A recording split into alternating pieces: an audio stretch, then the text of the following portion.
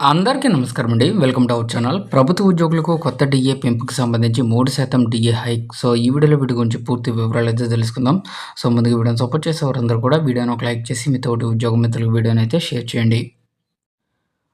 2026 July డీఏకి సంబంధించి DA పెంపుపై కేంద్ర ప్రభుత్వ ఉద్యోగులు ఎదురుచూపులు. ఈసారి 3% పెంపు ఖాయమా అంటే అవునని అంటున్నారు.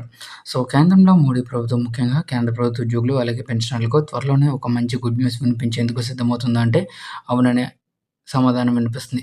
యాక్చువల్‌గా సెంట్రల్ గవర్నమెంట్ తమ ఉద్యోగులకు ఎటువంటి డిలే అనేది లేకుండా టైమ్ టు టైమ్ డీఏస్‌నైతే హైక్ చేస్తా ఉంటారు.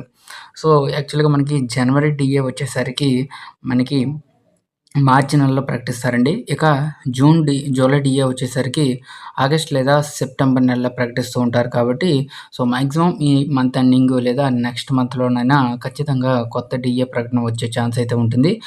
ఎప్పుడైతే సెంట్రల్ గవర్నమెంట్ తమ ఉద్యోగులకు డీఏ పెంచుతుందో, అప్పుడు స్టేట్ గవర్నమెంట్ కూడా తమ ఉద్యోగులకు 0.92 ఎవ్రీ 1%కు 0.92% వరకు డీఏను హైక్ చేయాల్సిన అవసరం అయితే ఉంది. ఎందుకంటే ఇప్పటికే ఏడవ వేతన సంఘం సిఫార్సు చేసినటువంటి డీఎన్ఎస్ అలవెన్స్ ప్రస్తుతం ఇంకా కొనసాగుతుంది. అయితే 8థ్ పే కమిషన్ ఇంకా అమల్లోకి రాని నేపథ్యంలో ఏడవ వేతన సంఘం సిఫార్సులు అమలు అవుతున్నాయి. ఈ నేపథ్యంలోనే ఈ ఏడాది జనవరి నుంచి జూన్ చివరి వరకు వర్తించే కాలానికి డీఏ అనేది 2% పెంచుతూ గతంలో నిర్ణయం తీసుకున్నారు. అయితే ప్రస్తుతం జూలై 2026 అమలయ్యే డీఏ 3% పెంపు ఉండవచ్చని నిపుణులు అంచనా వేస్తున్నారు.